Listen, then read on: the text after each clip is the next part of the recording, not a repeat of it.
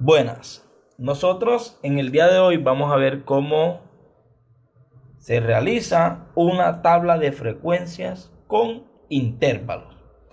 El primer paso para realizar una tabla de frecuencia con intervalos es hallar el rango. ¿Cómo se halla el rango? El rango es la diferencia entre el dato superior o el dato mayor menos el dato menor. En este caso, el dato mayor es 46 y el dato menor es 28. La diferencia, es decir, la resta entre esos dos me va a dar 18. Es decir, que el rango de esos datos es 18. Ahora, ¿cómo se calcula el número de intervalos? Para calcular el número de intervalos, se extrae la raíz cuadrada del total de datos cuando no te los dan. En este ejemplo, vemos de que nos vamos a construir una tabla de frecuencia con 3 intervalos, es decir, que no hay necesidad de hallar el número de intervalos. Cuando no te dan los números de intervalos, tú los puedes extraer sacándole la raíz cuadrada al total de los datos. La longitud de intervalo.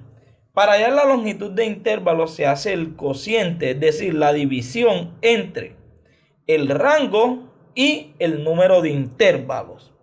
Aquí tenemos que el rango es 18, el número de intervalos es 3, que nos lo está dando el ejercicio con 3 intervalos. La división de esas dos me va a dar 6. Es decir, que la longitud de cada intervalo es de 6. Bien.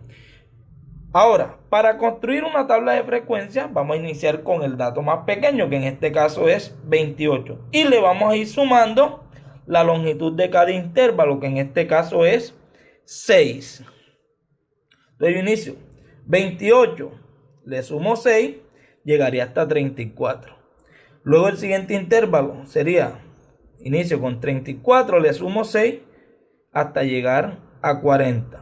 Luego el siguiente intervalo, inicio con 40, le sumo 6 y me va a dar 46. Ojo, 3 intervalos que me lo está dando el ejemplo.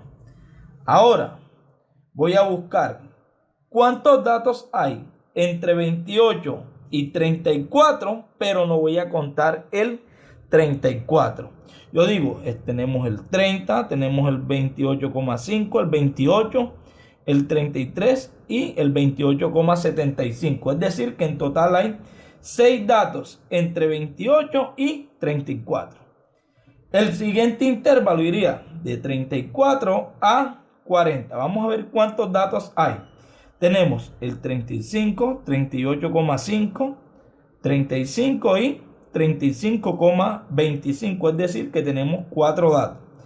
El 40 no entra, porque en las tablas de frecuencia agrupadas, el último intervalo, el extremo de cada intervalo, no se cuenta, solamente se cuenta en el último intervalo, es decir, en el tercero. El tercer intervalo sí va a incluir al 46.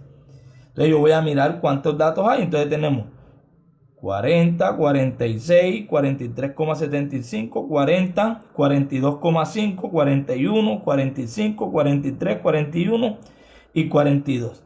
En total tenemos 10 datos. Si yo sumo todos estos datos, me debe dar la cantidad de datos, que en este caso son 20 datos. En total me da 20 datos, es decir, que el conteo está bien. Ahora, ¿cómo hallo la frecuencia relativa? Para hallar la frecuencia relativa, lo que yo tomo es la frecuencia absoluta y lo divido entre el total de datos, que es 20. 6 dividido entre 20 me va a dar 0,3. 4 dividido entre 20 me va a dar 0,2. 10 dividido entre 20 me va a dar 0,5. Si yo sumo esta frecuencia relativa, se debe aproximar o me debe dar 1, pero no se puede pasar de 1. Ahora, la frecuencia porcentual, ¿cómo lo obtengo? Multiplicando la frecuencia relativa por 100. Si multiplico 0,3 por 100 me va a dar 30%. 0,2 por 100 me va a dar 20%. 0,5 por 100 me va a dar el 50%. Si yo sumo todo esto, o se aproxima a 100 o me da 100. De esta forma, yo puedo construir una tabla de frecuencia con intervalos.